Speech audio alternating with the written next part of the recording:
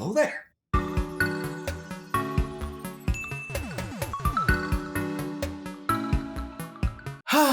Video games, am I right? They're probably some of the most fun we can actually have these days since Sunshine was outlawed. Please let me go outside. Alright, let's start by stating the obvious here. Video games are the only form of entertainment that allow consumers to explore entire new worlds, experience in-depth storytelling, and form emotional connections with characters at their own pace. However, there are some video games and franchises that get so far up their own ass with praise that it turns into shit and comes out the other end.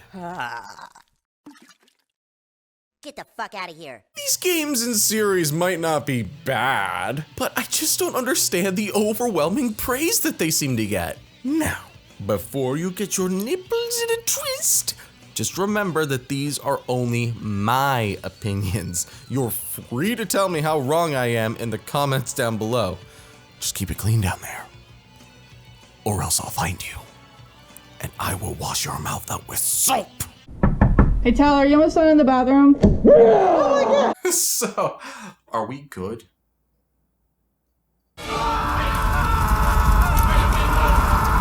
Okay, great!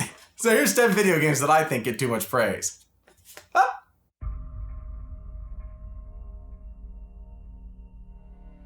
Let's kick this off with an easy target. Call of Duty.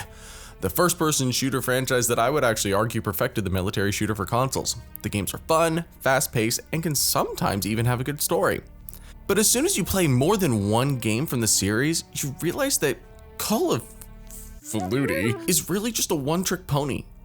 And like all one-trick ponies, eventually the pony messes the trick up and breaks its own neck. And after playing some of the more recent Call of Duty games, let's just say I have my neck brace primed and ready.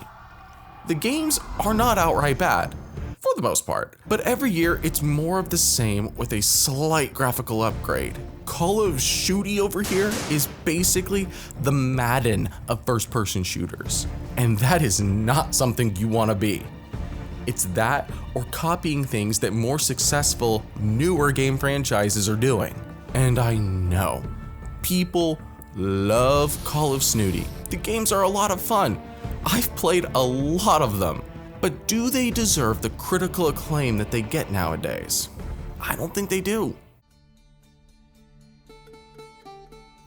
So I would argue that the Assassin's Creed franchise up through Black Flag was mixed levels of good. But then Ubisoft, in their infinite wisdom, decided to abandon the idea of an overarching narrative and decided to try a new approach, seen here in this dramatic reconstruction. The most recent games, Origins and Odyssey, have tried to avoid the, wall by adding in some RPG elements to spice up gameplay. But these seem more like a money-making scheme since Ubisoft very quietly introduced artificial difficulty spikes into Odyssey. So players would be more enticed to purchase microtransactions to level up their characters faster in order to move the plot forward and avoid a huge grind in their single player campaign. No, God! How Odyssey was not panned for this is beyond me. But putting that aside, while each of these new games might be fun, they are not the genre-defining juggernauts that they used to be. And that's a real shame. Destiny 2, on the surface, doesn't appear to be a bad game. It has an acceptable story, several big worlds to explore, and has a lot of in-depth character interactions with NPCs that make the universe feel immersive. But when you pull back the curtain and see the unmitigated carnage this game and its first installment left in their wake, you begin to understand how it made its way onto a list like this. I sunk more time than I care to think about into Destiny 1 and 2, and looking back on it, I cry and wonder where my life went so wrong. Hey, You, yes, you, the person who's buying this game, do you like killing the same boss in the same level over and over and over and over and over and over and over and over and over and over until your brain melts, pours out your ears because you still haven't gotten an exotic weapon after weeks of grinding? Because that was my experience with Destiny 1 and 2. They are both insane grinds. On top of all that, Destiny 1 was an incomplete mess at launch. Destiny 1 shipped with, let's count this down, a laughable single player story, broken loot mechanics in a looter shooter, and overpowered supers that made certain classes completely irrelevant, so there was no point in playing them. Destiny 2 tried to make up for this by including a longer and more involved story, fixing the broken loot mechanics, kind of, and offering more balanced abilities to players. But even with all that, Destiny 2 feels like a patch or the DLC that Destiny 1 should have had. Fixing the problems from Destiny 1 was the least Destiny 2 needed to do. And that's all it did.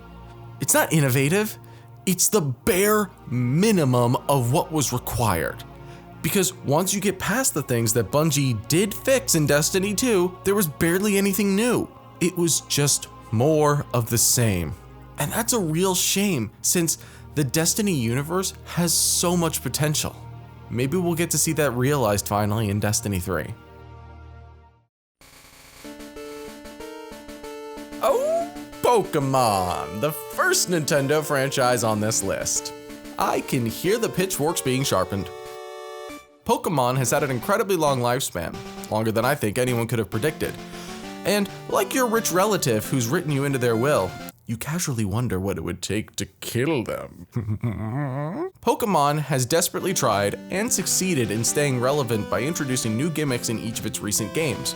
First we had Mega Evolutions, then Z moves, and most recently we have Gigantamaxing and Dynamaxing, which to me kinda sound like terms a bodybuilder would use when they inject protein and steroids directly into their already rippling muscles. What I think is wrong though with the current Pokemon games is that, gimmicks aside, there's a real lack of any new Pokemon. And no, new versions of classic Pokemon don't count. Then, in Sword and Shield, they even took it a step further and locked classic fan favorite Pokemon behind a paywall. On top of that, Sword and Shield used the exact same character animations that we saw in Sun and Moon, both games for the 3DS. It just shows how much Game Freak was willing to cut corners to save money on development costs. And in any other franchise, this would be unacceptable, and the fans would be furious and probably boycott the game to some extent. But looking at the sales figures, players seem content to keep buying these games regardless. So chances are that Nintendo, the Pokemon Company, and Game Freak will keep pumping out these same minimal effort games with fun and new exciting ways to separate us from our cash and face no repercussions whatsoever. EA, a company so loved by their fans that they have been voted the worst company in America multiple times. But I'm not here to talk about who ruined Star Wars Battlefront, Dungeon Keeper, Mass Effect Andromeda, or who constantly buys, dismantles, and destroys beloved developers. No. I want to talk about a good game, Dead Space. The first Dead Space burst onto the scene like a necromorph, ripping its way through an unsuspecting space colonist. It's one of my favorite horror games of all time, and in my opinion, is the best space-based sci-fi horror game ever made. Get out of here, Alien Isolation! So, all EA had to do with the sequel, Dead Space 2, was up the stakes a little bit while keeping the original formula mostly the same. So how'd they do? Well, okay-ish. There's nothing really wrong with Dead Space 2, but it's kind of like the Jurassic Park 2 of the series. It's not bad, but it's not as good as the original. For me, there was one addition that made the game just worse. Isaac Clarke's big, chatty, tooth-filled mouth. Yeah, I didn't like that Isaac had a voice in this game. Sue me. You stay back. You want to talk? You talk from there. Every time he opened his mouth, it completely killed any tension that had been building up until that point. Look, I think we got off to a bad start here. I didn't feel isolated anymore. That's what made the first game so good and so scary. The sense of being alone on an abandoned space station with necromorphs around every corner was terrifying. But here, every time that there's a little bit of a scare, Isaac has to open his mouth and proclaim something. I'm not listening to this. You may fools trust, but I know you're not real. Honestly, the game plays a lot more like an action third-person shooter in the vein of Gears of War, just with more horror elements. And I think it's those things that set the tone for what would become the flop that was Dead Space 3. It really started here. Critics and fans remember Dead Space 2 really fondly. Me, I'll kill my necromorphs in the silence of space where I don't have to hear Isaac Clarke talk. Thank you very much.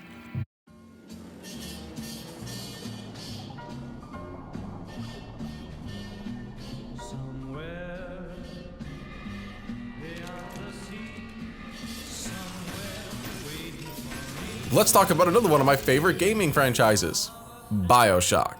The first game was amazing.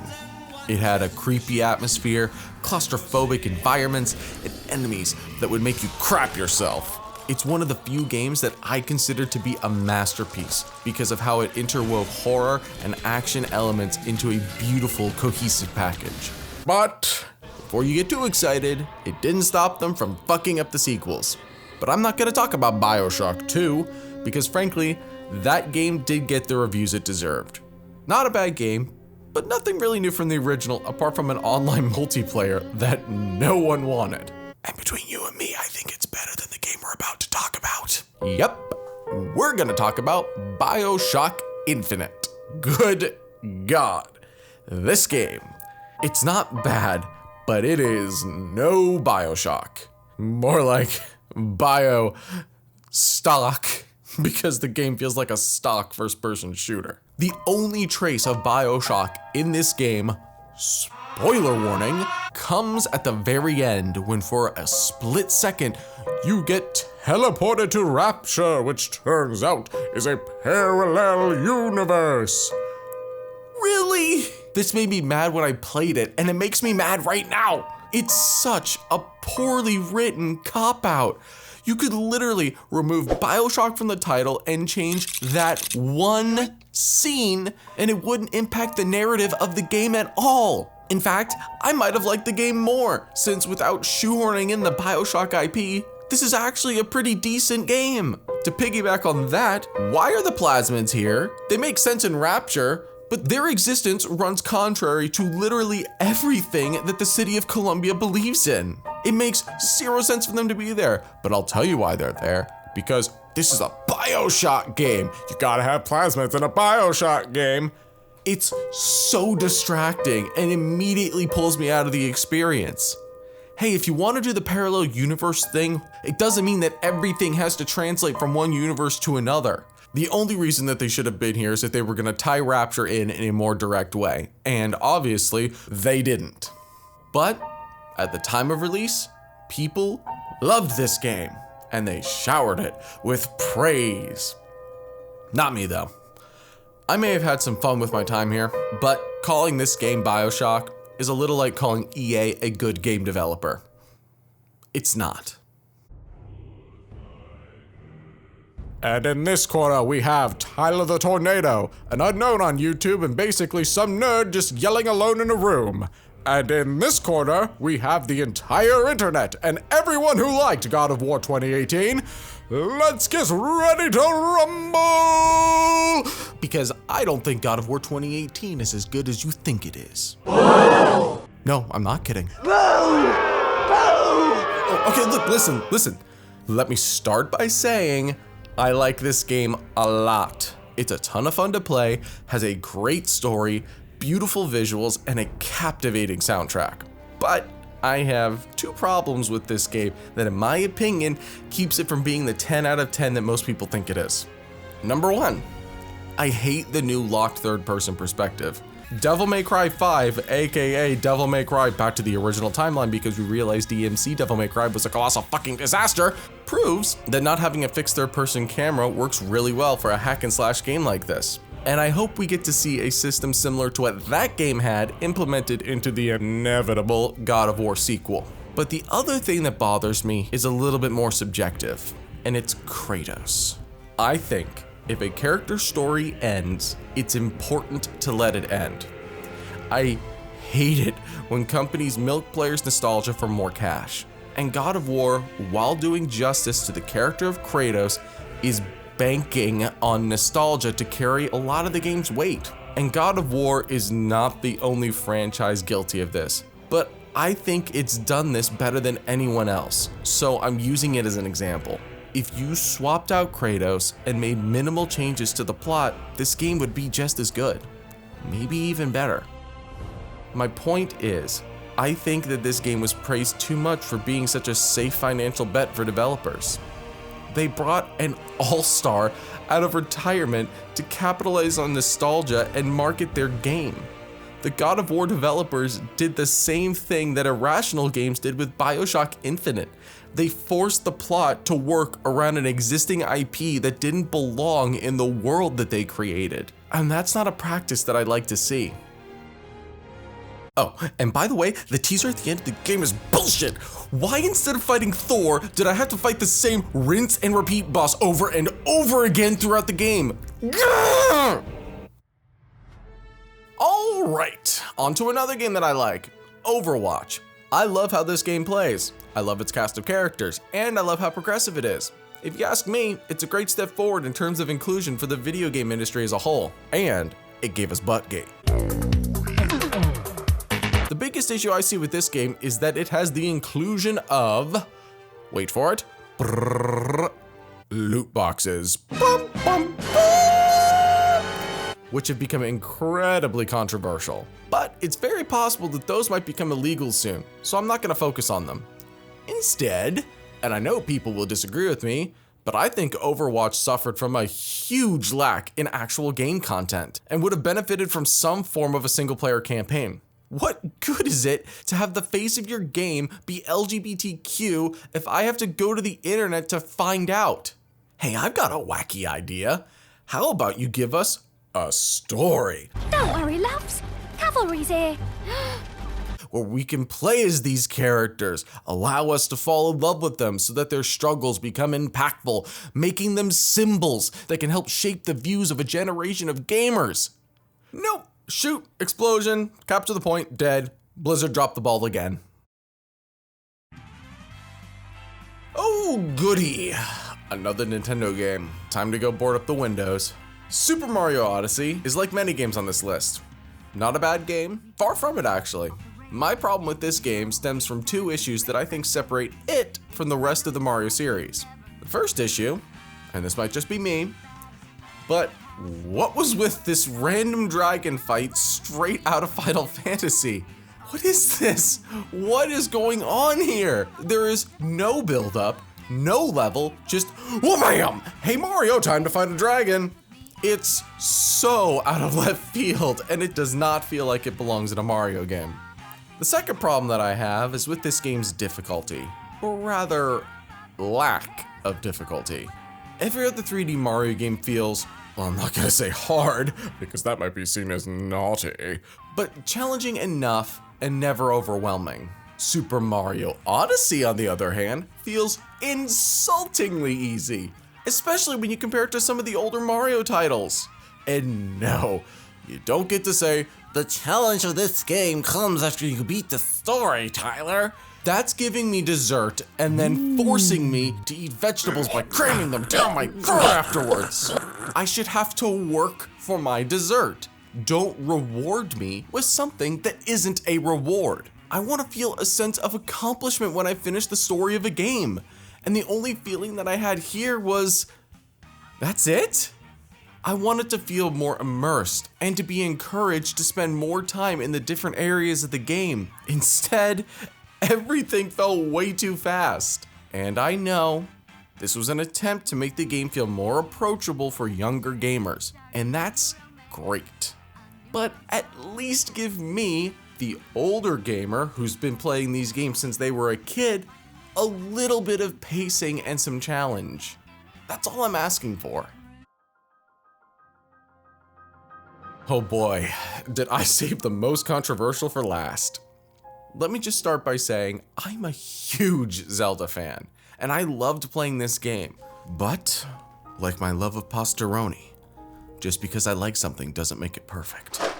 Wait, what? Let's compare Breath of the Wild here to another game in the same genre. The Elder Scrolls It's Much Too Cold, now with dragons. Breath of the Wild calls itself an open world game, but Skyrim, a game that came out 6 years earlier, has more side quests, unique places to visit, and enemy variety. Breath of the Wild committed the cardinal sin of having a huge, expansive open world, but not having enough stuff to fill that world. And that's not even getting into Breath of the Wild's extremely annoying weapon degradation system, rinse and repeat puzzles, and horribly directed voice acting. Monsters! Sure is a blast piloting a toy like this around. The blood moon rises once again. Look, Skyrim is by no means a perfect game. Far from it, actually. I mean, all you have to do is Google Skyrim glitches and you get stuff like this. But when it comes to creating an immersive open world, I think Skyrim beats Breath of the Wild by a landslide. And I really do mean it when I say I love Breath of the Wild. But when my prize for collecting all the Korok seeds in the game is a golden turd, the game can expect me to file a lawsuit for poop-related harassment. The point I'm trying to make is this. It's okay to be critical of a game that you like. And frankly, I really hope that Nintendo makes some improvements in Breath of the Wild too, because despite what critics online might say, this game was not a 10 out of 10. At least not for me. And that is 10 video games that I think get too much praise. But what do you think? Are there any games that I missed? Are there some games that are on this list that you don't think belong here? Let me know in the comments down below. Just don't forget.